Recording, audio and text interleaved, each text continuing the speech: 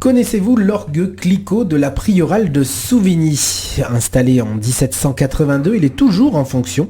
Alors la Société d'émulation du Bourbonnais vous propose de le découvrir ou de le redécouvrir avec Jean-Luc Perrault samedi en la Maison des Voûtes à Souvigny. Jean-Luc Perrault, bonjour. Bonjour. Alors vous êtes le spécialiste de l'orgue Clicquot sur lequel vous vous produisez régulièrement. Un orgue Clicquot, un orgue pas tout à fait comme les autres. Alors finalement, quelles sont ses particularités à cet orgue? Alors cette particularité, c'est un instrument tout à fait typique de la fin du XVIIIe siècle, de style français qui a conservé toute sa mécanique, toute sa tuyauterie, ce qui fait que l'organiste est dans les mêmes conditions que l'on pouvait être à la fin du XVIIIe siècle, ce qui a fait que c'est un instrument idéal pour jouer les musiques de cette époque-là, françaises ou étrangères d'ailleurs, il n'est pas uniquement lié au répertoire français. Nous avons avec nous notre spécialiste en musicologie, Jérémy Coulon, ici à la radio, qui a probablement beaucoup de questions à vous poser. Jean-Luc Perrault, vous avez fait un travail aussi musicologique sur cet orgue, pas uniquement historique, même si bien sûr l'histoire de l'orgue est importante. Ce travail musicologique a consisté entre autres à compiler, à rechercher, à archiver, à analyser aussi l'ensemble des partitions qui se trouvaient à la tribune de l'orgue depuis les décennies d'organistes qui se sont succédés à cette tribune. Qu'est-ce que vous avez retenu de ce travail de compilation et d'analyse de ces partitions?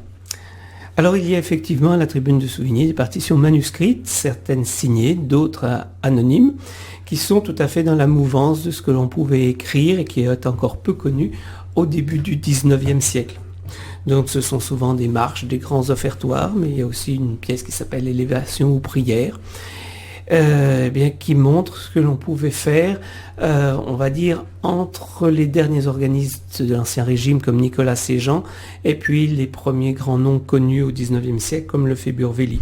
Donc c'est cette période, on va dire de 1800 à 1840, dont quelques traces subsistent à Souvigny. Ces partitions, même si elles sont anonymes, est-ce qu'elles sont datées? Alors non, il n'y a aucune date, mais dans les partitions, il y avait aussi des imprimés. Et là, il y avait une date, 1822, un journal d'orgue, 1822, ce qui veut dire que l'organiste de l'époque était abonné et a laissé cette partition. Alors pourquoi l'a-t-il laissé? Est-ce que c'est parce qu'il l'a joué souvent? Est-ce que c'est parce qu'il l'a joué jamais? Est-ce que c'est un oubli? Ça, on ne saura jamais, on ne peut rien dire. Mais c'est tout à fait daté, c'est de Jacques-Marie Beauvarlais-Charpentier. C'est une marche pour les processions, des communions, etc. Jean-Luc Perrault, en termes stylistiques, est-ce que ces partitions, vous avez le sentiment qu'elles ont été écrites véritablement à Souvigny, pour Souvigny, ou plutôt rapportées? Il est difficile de dire parce qu'il y a beaucoup de pièces, il y en a des très développées, il y en a des très brefs. Parmi les pièces les plus développées, certaines demandent une étendue de clavier au-delà de l'orgue de Souvigny, réclament un 4e clavier de bombarde que nous n'avons pas, donc là c'est clair que ça a été pensé pour un autre instrument, mais d'autres s'adaptent parfaitement, donc on peut penser aussi d'un organiste qui vient d'ailleurs, qui avait composé, qui prenait plaisir à jouer ces partitions-là à Souvigny. Dans quelques instants, on va entendre un extrait justement de Beauvarlais-Charpentier que vous avez vous-même interprété dans les années 2000 sur cet orgue Clicquot. La question va sûrement être difficile, mais peut-on établir un compositeur un petit peu de prédilection, quelqu'un qui aurait été véritablement adapté au style de l'orgue de Souvigny? Certainement Beauvarlais-Charpentier, père et fils, parce que d'abord ils ont beaucoup écrit, donc ça donne beaucoup de latitude dans le choix. Je dirais également Guillaume Lasseux, pour les mêmes raisons, en plus parce que Guillaume Lasseux a, dans un ouvrage qui est resté manuscrit, compilé un peu la pratique des organistes de l'Ancien Régime. Et puis bien sûr tous ceux qui ont écrit au début du XIXe siècle, où l'on servait des orgues du XVIIIe dans une nouvelle manière, pas du tout à la manière où on l'écoute aujourd'hui trop souvent, mais c'est pas un reproche. On joue aujourd'hui Clérambault, on joue Louis Marchand, mais au début du XIXe siècle, on jouait des œuvres, et ils étaient vivants, de Adolphe Minet, Fessy, Marius Gate. C'était une nouvelle génération qui jouait évidemment les compositeurs de son temps et pas leurs ancêtres. Ça, c'est une manie qu'a inculqué le conservatoire à partir des années 1870 de jouer des compositeurs d'une autre génération que celle qu'on pouvait connaître. Donc vous êtes aussi en train de nous dire que malgré ces compositeurs de prédilection dans cette époque un petit peu de prédilection, au 19e et au 20e, on peut aussi jouer autre chose sur cet orgue de Souvigny. Tout à fait. Et puis, par exemple, il y avait des organistes de passage, Bonaventure Lawrence, par exemple, lui était musicologue et avait joué les partitions de François Couperin, qui étaient très peu diffusées, mais dont il possédait un exemplaire, et qui jouait également la musique allemande contemporaine, c'est-à-dire la musique de Rink, pièce que je jouerai également samedi. Donc bien sûr, on peut jouer beaucoup de musique, énormément, française, mais aussi allemande, italienne, anglaise, espagnole. Et en général, les organistes ne s'en privent pas.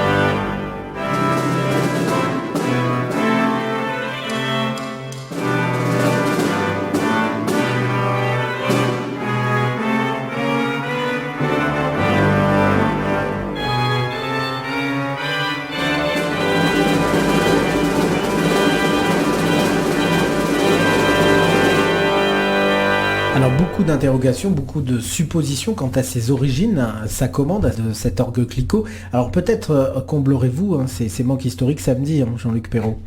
Oui et non. J'apporterai des éléments. Vous savez, dans la musicologie, il faut être prudent. Il y a des éléments dont on est certain. Ce sont des documents d'archives. Il y a les suppositions, il y a les théories. C'est la confrontation de tout cela et également la réaction des différentes personnes. Je peux vous donner un exemple très précis, très pointu. Dans la collation des documents, et ce n'est pas mon fait, on a retrouvé le nom du premier organiste. Il s'appelle Jean Chrysostome Querton de Maincourt. Eh bien, si quelqu'un peut m'apporter des précisions sur ce Querton de Maincourt, j'en serais très heureux. Pour l'instant, c'est un parfait inconnu et son nom ne sonne pas tout à fait bourbonnais. Donc, parce que, évidemment, quand on fait des recherches, on tombe sur plein d'autres documents. Les documents de la Révolution, notamment, sont très précieux, montrant les fortunes des uns et des autres. Donc, on a, même s'il y avait 2700 habitants à Souvigny, on a quand même une idée de qui habitait là-bas, qui vivait, et on voit apparaître certains noms, certaines familles. Lui, n'en est pas. Donc la question, c'est par exemple, d'où venait-il, avec qui avait-il étudié, qui l'a amené là, et ainsi de suite. Donc je n'ai pas la réponse aujourd'hui, mais j'ai un indice supplémentaire que je n'avais pas, par exemple, il y a 10 ans.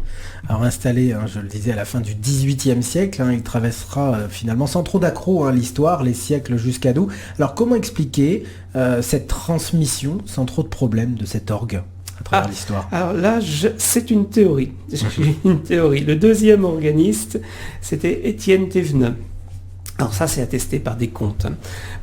Sans rentrer dans les détails, on va dire qu'à l'époque de la Révolution, tous les musiciens du culte se sont trouvés tout d'un coup privés de leurs revenus et se sont tournés vers l'État pour demander à l'État une forme de compensation. L'État a dit, dressez-nous de manière précise quel était votre travail et quel était votre salaire. Donc les personnes l'ont fait, l'État n'a jamais payé, mais aujourd'hui nous avons un descriptif très précis de qui jouait, qui faisait quoi, aussi bien pour le chantre, etc. On voit par exemple qu'à Bourges, c'était un emploi énorme. Et donc on a le nom des personnes. Le deuxième organiste, c'était Étienne Thévenin, que l'on retrouve aussi à la collégiale Notre-Dame de Moulins. Donc ce Thévenin, il semble avoir des problèmes avec l'organiste qui l'avait précédé à Moulins. On ne sait pas trop comment il est parvenu là, eh bien nous le retrouvons dans les années 1794-95 dans l'orchestre révolutionnaire sollicité par Fouché. Je ne sais plus de quel instrument il jouait, je crois du tambourin, etc. Donc on peut penser que soit il faisait ça pour sauver sa peau, soit il faisait ça par conviction, mais qu'en même temps étant organiste de Souvigny, ou l'ayant été, il a défendu ce chef-d'œuvre. C'est une supposition, voyez, mais voilà comment on peut avancer. Il y a une autre hypothèse aussi, Jean-Luc Perrault, peut-être allez-vous la confirmer ou l'infirmer. La pauvreté de la paroisse aussi, peut-être, n'a pas permis, ou au contraire, n'a pas suscité de travaux sur l'orgue. Et du coup, on est aujourd'hui dans un orgue à l'origine. Est-ce qu'il y a aussi de ça? Oui et non. La première chose, moi, qui m'a interpellé, c'est les grandes destructions qu'il y a eu dans l'église. Par exemple, lors de la conférence, j'ai fait faire une reconstitution de l'église avec ses 2 flèches. Et c'est un monument somptueux. Donc là, aujourd'hui, c'est un monument qu'on trouve beau, mais en fait, il est privé de toute son élévation. Et dans les multiples destructions, 2 éléments sont épargnés, la sacristie et l'orgue. Alors la sacristie, c'est assez compréhensible parce qu'elle a servi de salle de réunion. Mais l'orgue, on n'a pas vraiment de raison. Alors est-ce que parce qu'il était neuf, est-ce que parce qu'il jouait les hymnes révolutionnaires, on ne sait pas. En revanche, la destruction des 2 tours a causé des dégâts, et notamment vraisemblablement de très fortes infiltrations. Et 10 ans après, donc dans 1800, l'orgue ne devait pas du tout être en très bon état. Et il y a des travaux d'un certain Charles de Momigny dans les années 1810 qui prouvent bien que l'orgue avait souffert et qu'il fallait faire quelque chose. Alors ce Charles de Momigny était aussi organiste, on le retrouve plus tard à Luçon, je pense que c'est le 3e organiste, vous voyez comment on avance. Mais donc il y a bien eu des travaux de fait, l'orgue était apprécié, après il y a eu des travaux dans les années 1840, et là on n'aurait pas manqué, donc il y a eu de l'argent trouvé, on n'aurait pas manqué de le transformer s'il n'y avait pas eu cette notion de, eh bien c'est un chef-d'œuvre, on n'y touche pas. Donc ce n'est pas forcément l'absence d'argent, bien qu'il est certain qu'il n'y en avait pas beaucoup quand même. Jean-Luc Perrault, un bilan de santé de l'instrument aujourd'hui? Très moyen, très moyen. Donc là aussi j'en parlerai en fin de la conférence. Nous avons alerté les monuments historiques qui se décident peut-être à intervenir. 2 alertes, la présence de verre à bois. Et donc, je me suis interdit d'aspirer les petits tas de sciures qui sont à l'intérieur du buffet, qui attestent le travail toujours actif de ces petites bestioles. Et beaucoup plus grave, une altération très importante des tuyaux, notamment des tuyaux de façade, dont personne ne sait actuellement ni la cause, ni la remédiation, ni jusqu'où ça va aller.